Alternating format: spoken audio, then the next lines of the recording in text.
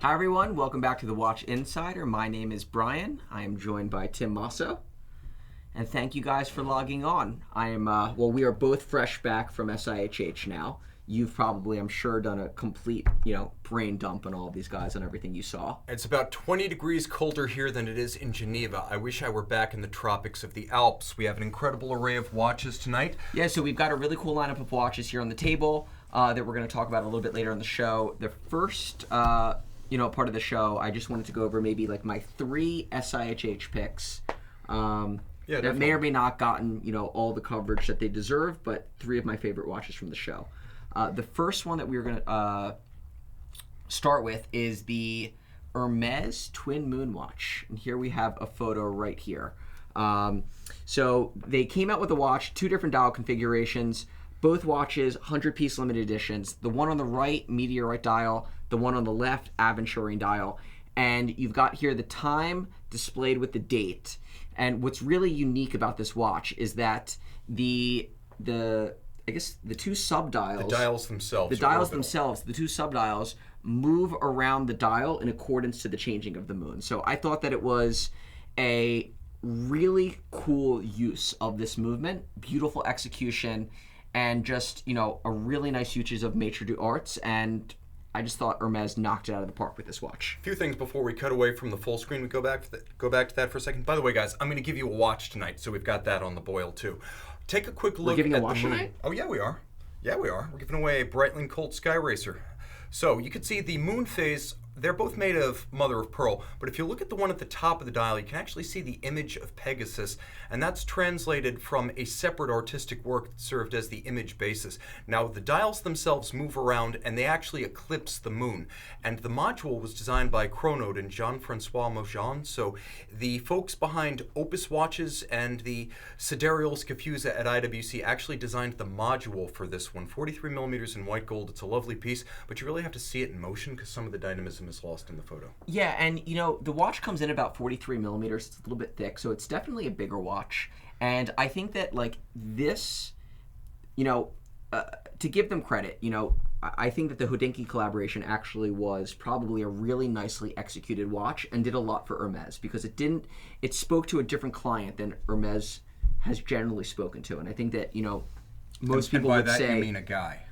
No, I mean, I think that as far as Hermes watches go, I think that, it was not the typical Hermes client that was buying an Hermes watch. And I think that it reached a new consumer. And I think that a lot of the watches that they came out with at the show were gorgeous. And I think that the direction that the brand is going in from, the watchmaking perspective, as well as producing models like this, is spot on.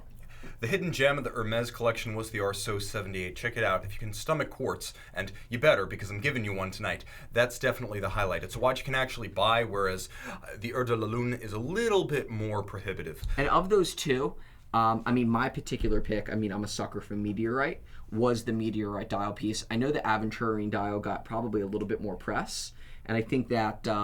you're seeing quite a few other brands also doing aventurine dial pieces. So, but for me, in the flesh, it was the meteorite dial piece.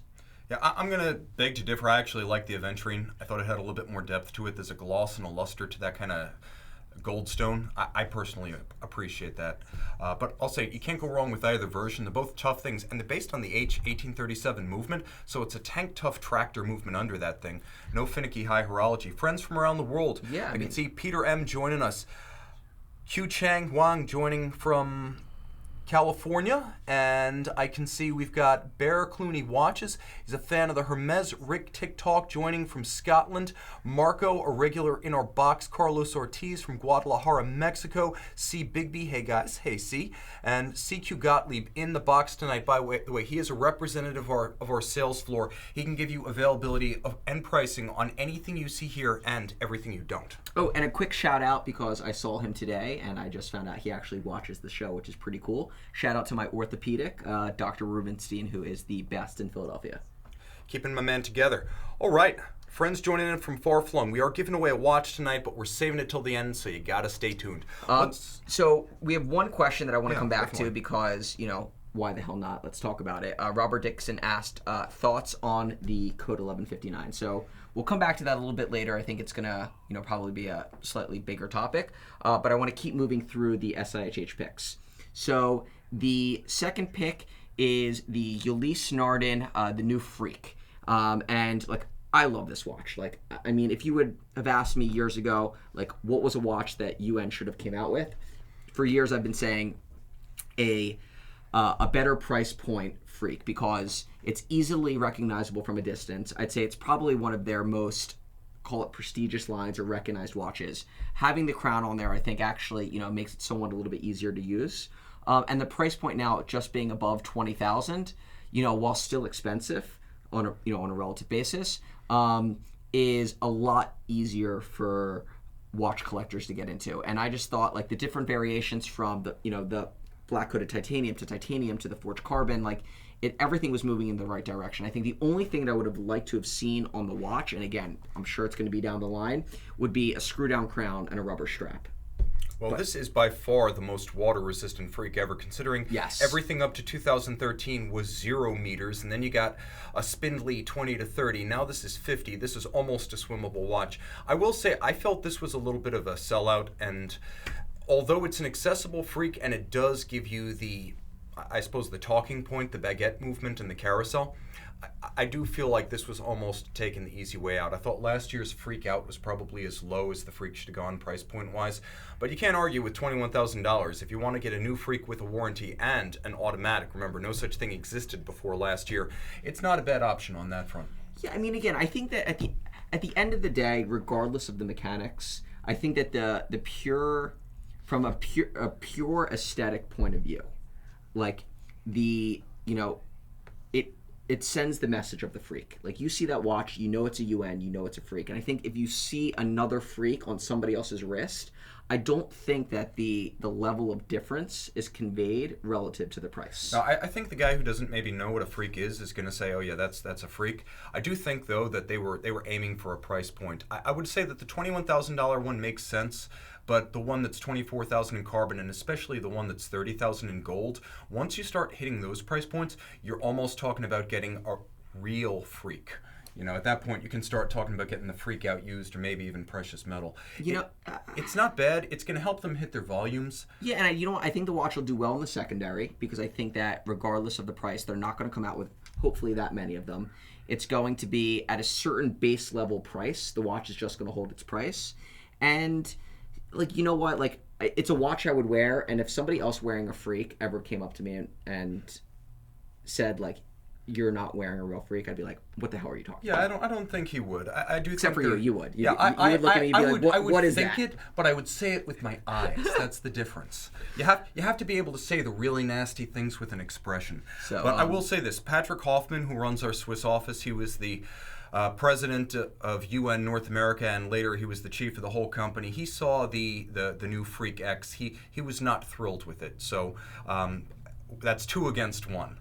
But I will say this: it's a very accessible Freak, and if you want an automatic watch, you've got two choices.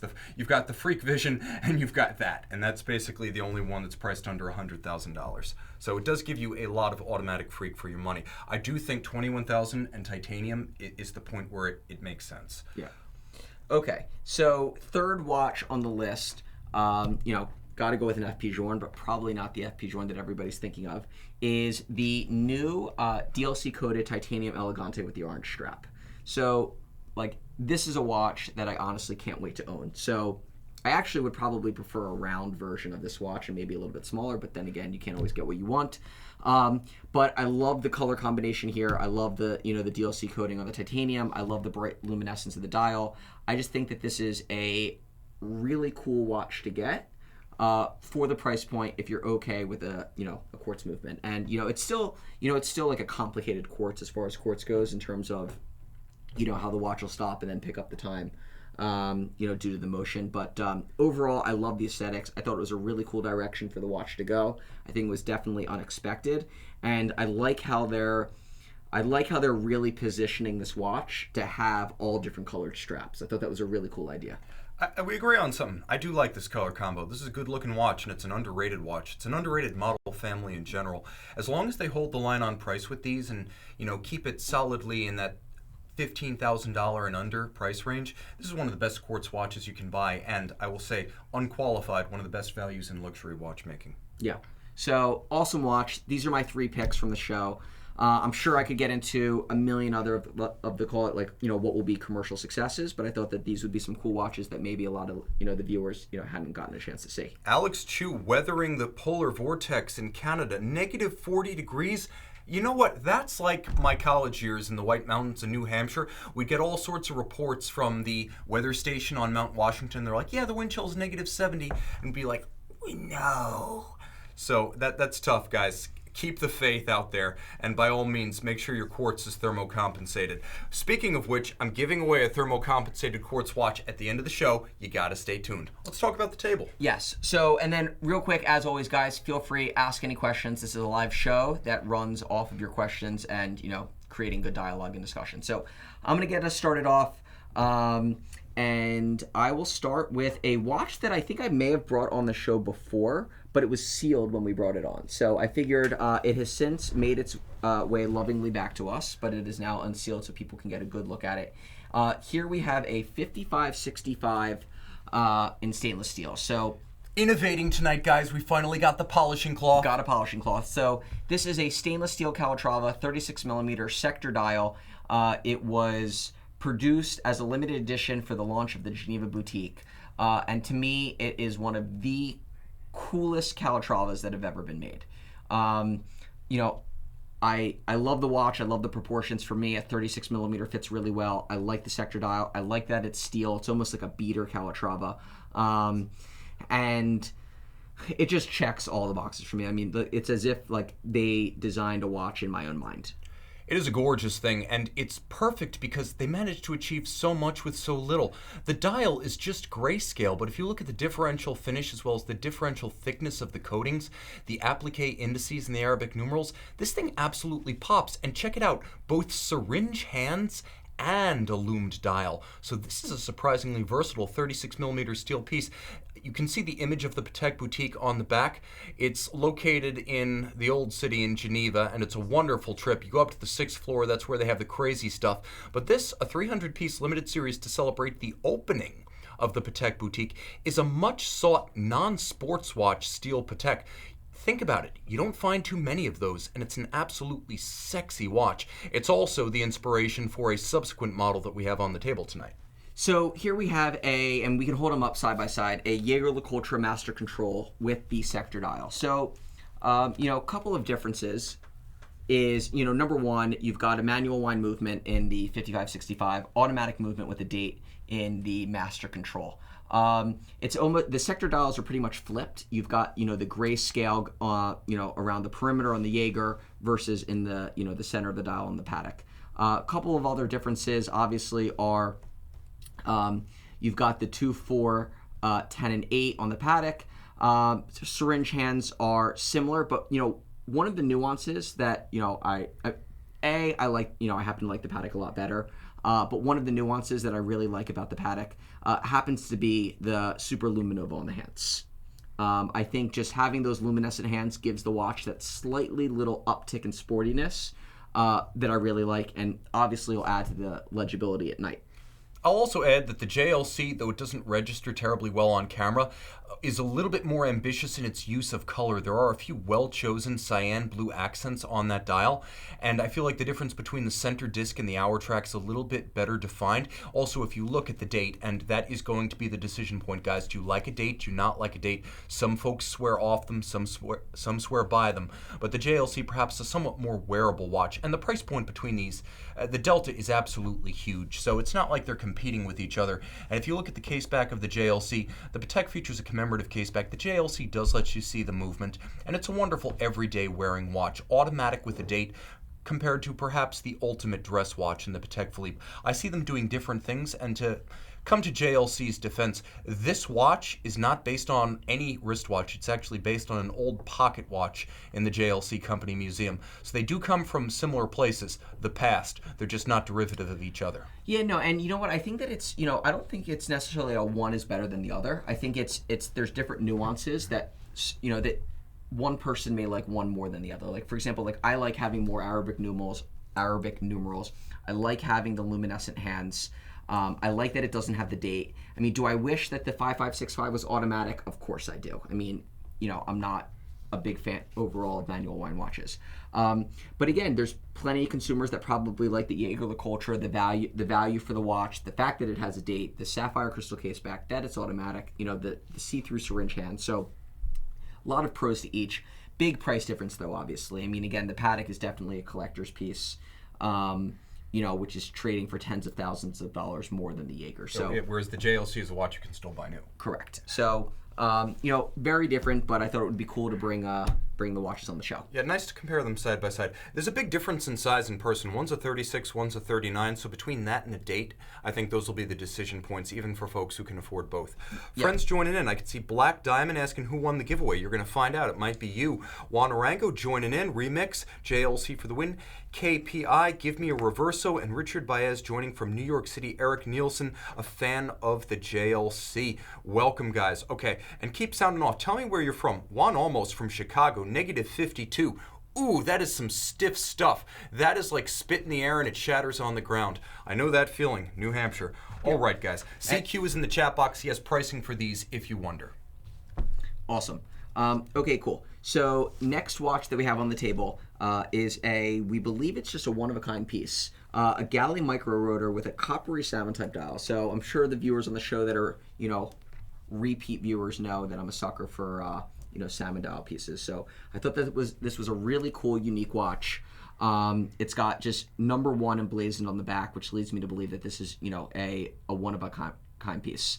Tim will tell you a little bit more, obviously, about the movement of the galley micro rotor, but I have to say that this particular shape case is really growing on me. Like, the more that I see the watch and the more that I hold it in my hands, the more that I could see actually owning this version of the watch as opposed to the round.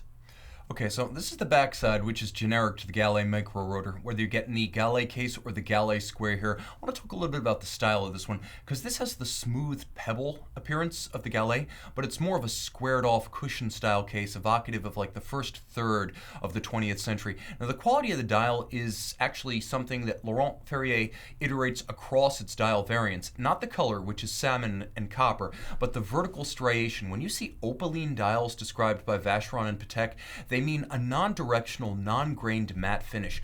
When Laurent Ferrier describes an opaline dial, they mean it has a grain like metal, like stainless steel, like a DeLorean. And this one is sensational in the way it reacts. You can see it's almost blinking like a light on the screen.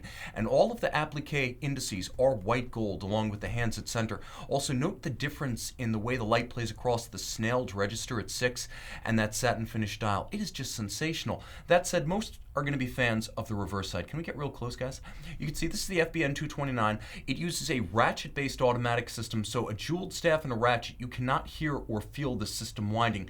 3-day power reserve, double direct impulse, unlubricated natural escapement, very tech. And finally, the finish, which is top of the line. You can see those richly textured Côte de Genève, and I'm holding it at that angle so you can see the difference between abrasive wheel Côte de Genève and stamped. The stamped kind has a uniform color and reflective quality, whereas the abrasive wheel kind will be crested and darkened on one side, lighter on the other, and that's what you're seeing right there. So we had an interesting question. Would you say it's more champagne or salmon? Salmon. Yeah. Yeah, a champagne is kind of like a silver. It's kind of like a silver gold that you'll see on older Rolexes. This is copper. If I had to describe it, it's copper metallic. Yeah. So exactly. So it's I would say it's more copper than pink. Yeah. Yeah, and that's a good distinction. There are some salmon dials that wind up on the wrong side of that divide. Yeah. I'll also mention a 40mm case, so they're not averse to a modern case size. And I want to show you something that's unusual on a Laurent Ferrier. When you see a lot of these watches, you start to realize that, as with FP Journe, a deployant clasp is an upcharge option. This one has it rather than the standard pin buckle. Another reason why we think this is essentially a one-of-one watch that was built to be something special. The specification is above the standard. Yeah. All right.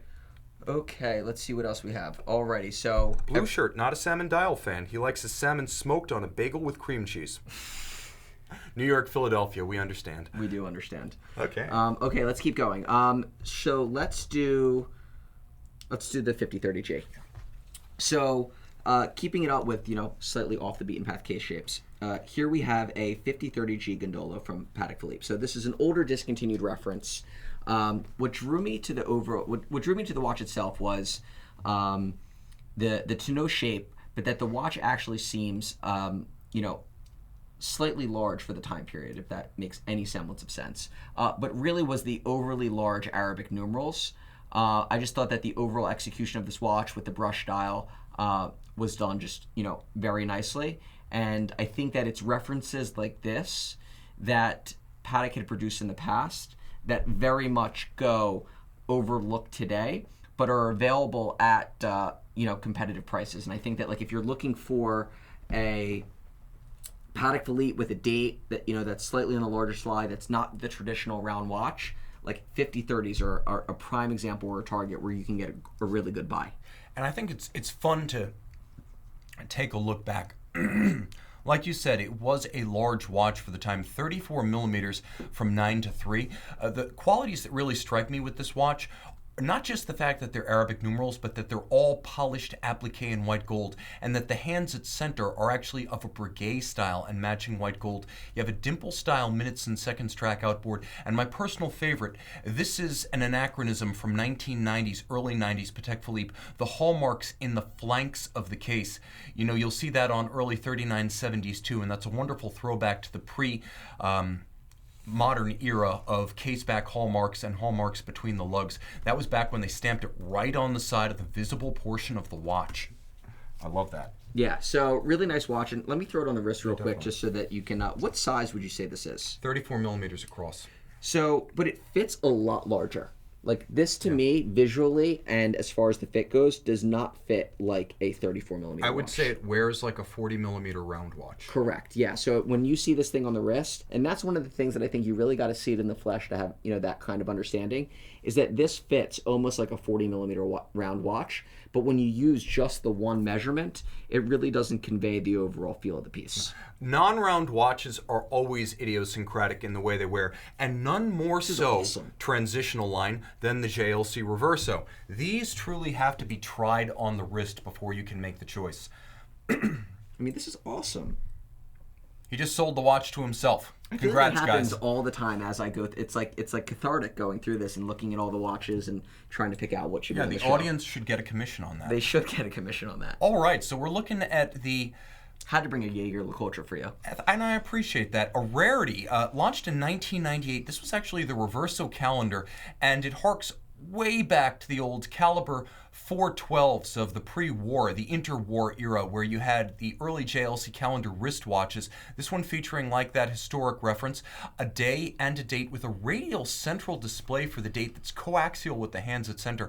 You've also got a nice overlap between the railroad style seconds track and the date ring, as well as the minutes and hours at center. A lot going on this dial. A lovely piece, and of course, as a Reverso, it features that rotating case. Now, there is something to be said for a traditional buff back Reverso that's able to be customized. I love my complications and my double dial Reversos, but this is very traditional, and it's a blank slate for you to memorialize a life milestone, a graduation, the birth of a child. There is something to be said for that. There is, and you know what? I think that especially with the customization that JLC offers, but if you go on Instagram now, there's a lot of engravers out there that you can find that are doing amazing work that you can send the watches off to. And I think that one of the best features of a solid case back Reverso is exactly that you could customize it. You could do something really cool in the back that that gives the watch that just added extra flavor of your personality. Now, there were a couple of versions of this watch. This watch All is of awesome. them are desirable. It was a little thick for me, though, I thought. The Reverso? This particular one. Yeah, this is a grand tie case, so it's 26 wide by 42 lug to lug, but it is a chunk. I mean, you can see with a rotating case and a complication, this was never going to be the most svelte of Reversos. And it's not a small watch by any means. I mean, again, like this definitely has presence on the wrist. Yeah, I would say this wears more like a 42 because it is as flat as a board across the back. I'll show you what I mean. But Reverso lugs tend to be drilled really high and close to the case. The result is, well, a very integrated look. There's no daylight between strap and case. The problem can be the shape of that case back and the way the strap pulls straight down. It's almost the kind of situation where you're going to love it or you're going to hate it, and there's nothing in between. But one feature I want to show you, this is germane to all Reversos, but it's overlooked in the soldier shots on the internet, just how curvaceous a Reverso case is. You can see that the crystal is actually barrel-shaped and vaulted over the top, and the flanks have a lovely dichotomy between the rectilinear geometries of the dial and the rounded conical ends of the lugs themselves. Art Deco design at its absolute best. The Reverso, still one of my heartthrobs. I've divested myself of JLC, but I will get back into a Reverso someday. Yeah, one of the viewers mentioned that the dial seems very busy, which it is. But that's actually one of the features that drew me to the watch, was that it was just so incredibly busy, but I thought that it worked. Like having that day window up at the top left, like is as if like we need to find a spot for this thing. Where should we put it? Oh, let's put it there. But I really think it works well, and there's multiple levels to this dial, which is why I think it works great. Like you've got the initial plate, and then it's cut out then on the, I'm not even using the right words, but it's cut out there where there's different depth, which allows the dial to work. Absolutely. And one feature I absolutely love, and this will be my last word on this particular watch, is that they use the vintage style red on white or red on silver print for the day itself. That's a throwback to vintage JLC calendars with the red text on the white base. And I absolutely adore that they reference and acknowledge their history. By the way, you have an ostrich strap on this one. Yeah, I love that. That is a great look for an old school Reverso. Well chosen. Yeah. Okay. Our winner. We should probably make the announcement. Well, should we do that? Because we have one more watch. Should we talk about the 1159, yes or no, and then we can make the announcement? Yeah, let's talk about the 1159. Get that out of the way. So we'll get that out of the way. So that's we'll make this quick. So 1159. What is? Did you already give your reaction on the watch? I did. Folks know where I stand, so I'd like to hear your views. They already know what I think. So I got a good chance to see the watch itself, and I think that like my views are probably going to be in line with most of what's out there. I happen to like the case construction. I think that it was executed beautifully. I like that the middle case of the watch happens to be that octagonal shape. I think that it pulls in that sort of royal oak heritage to the watch itself. I think that they needed a, call it 40 to 42 millimeter. They did 42 millimeter, round watch in order to, diversify the collection. I think that does offer an advantage to them, considering that a lot of their competitors have smaller round watches. Like, again, there are consumers out there that want a 42 millimeter round watch that may be slightly bigger, again, than a Patek Philippe or a FP Journe that has some heft to the wrist. And I think that they cater to that market in general. So that's sort of what they were creating this watch for. But coming out again with these movements, like, I don't think that's very revolutionary. Like, I think that, again, they came out with a 3-hand watch with a date. You came out with an in-house chrono. I think that, that's expected of a brand like AP. As far as the dials go, overall, some I liked, some I was underwhelmed by. Personally, I wouldn't have released all of the watches in one launch. I think that they could have just as easily come out with just the Perpetual in the Aventurine dial in the limited edition that it was. The watch would have gotten great buzz. That particular version of the watch is going to do well, and I think that they could have released that watch by itself, and then had various other models trickle out over time as they tested the markets to see, what would have been wanted or needed, or what dials would have been wanted. So, I think that it was an aggressive launch. Definitely didn't go as they anticipated. Probably one of the first times that I think that anybody in the watch world has really seen that visceral of a reaction from social media on a watch, and it was actually exciting to see and to be there while this was going on. Yeah, so you guys have seen my vlog, so you know where I stand. I will say, shout out to John C. joining us from Taipei. You folks were getting up early to watch us. I appreciate that. And we have a comment, Tim without JLC. Yep. Tim does not have JLCs, with the exception of one vintage Memovox, which I kept, and that is my memento of my days as a JLC collector. Let's jump straight into FP Journe and then give away a watch. Okay, so we've got one FP Journe on the table because, of course, we're going to have an FP Journe on the table. So here is a 30 millimeter Octolune, and, these are the types of watches that I think that... You don't really get to see that often, because a lot of the FP Journes that are 38 millimeters that we bring on the show are those older brass pieces. And then when you go onto our website, you see a lot of the more modern 40 and 42 millimeter pieces that are, call it, more modern FP Journe. But a watch like this is sort of that in between, right? It was produced when FP Journe had transitioned into red gold movements. When he transitioned into producing 38 and 40 millimeter movements, but it was when the 38 millimeters stopped really being sold because there wasn't as much demand. So several years back, he transitioned only into 40 and 42. But this is when he was making 38 and 40. And I think this was an 08 or 09 watch, just about sure.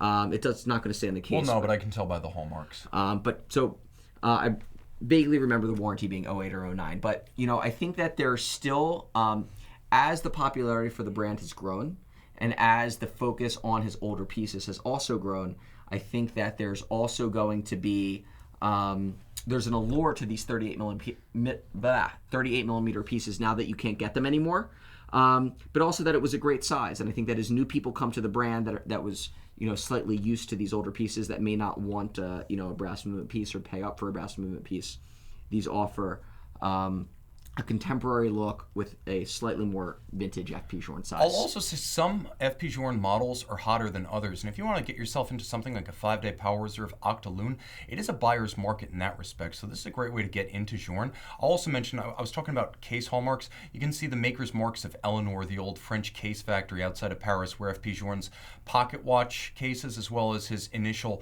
wristwatch cases were made. That was pretty much done after 2008, so it may very well be that this case was made in 2008 and the watch was sold in 2009.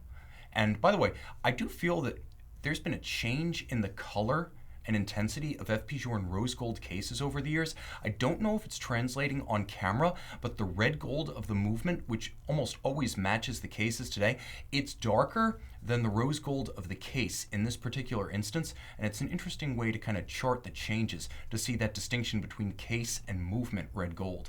But a great way to get into Journe, and again, a 5-day Power Reserve auto from the man himself. This is a special piece, and it feels 3 or 4 millimeters larger than its size because of the solid gold movement inside. Yeah, so great watch.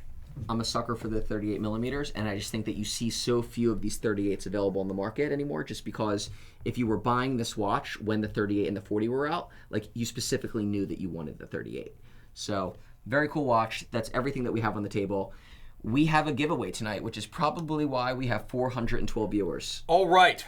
And the It's winner. not to see me. Maybe it's to see you, but I know it's not to see me. No, and just to let you know, people on our crew can't win. So you guys in the control Weren't we gonna call the person this time? Well, no, he's already been reached by email. No, Do we have his phone number? This will be a free Breitling, a $2,000 value, the Colt Sky Racer, for Tony Leonetti from Portland, Oregon. Is he watching the show? Tony Leonetti, are you watching the show right now? For those of you who are not Americans, it's kind of like a hippie enclave in the Pacific Northwest. Congratulations! For the wet and wild weather in the Northwest, 100 meters water resistant, the bright light cased Breitling Colt Sky Racer Super Quartz chronometer is yours. Tony, thank you for joining in. Guys, we had 10,852 unique entries. There will be a February giveaway watch. I will be announcing it on my next show. It will be a major brand and a mechanical watch, so stay tuned. And remember, if you've entered before, you can enter again. There will be a new link in the description on my next broadcast. And thank you for everyone who joined. For international viewers, we are putting together an international giveaway that will be run out of one of our non-CONUS, our non-continental U.S. offices. So either South Africa, Neuchâtel, Switzerland, or Hong Kong. Stick with us. He's on the chat. Oh, sweet, man. Oh, I wish I had his number. We could call him right now. I want to do that for the next watch. We keep saying that we're going to call the person live on the show. We have to do it. Oh, you don't want to catch people like them. I can't wait to do that. This is not candid camera. Thank you so much, Tony, and everyone else who joined in. Thank you give you, us guys. the best jobs in the world. Yeah. So my name is Brian. This is Tim. This is the Watch Insider. Thank you guys for logging on tonight. Boom. Look at that.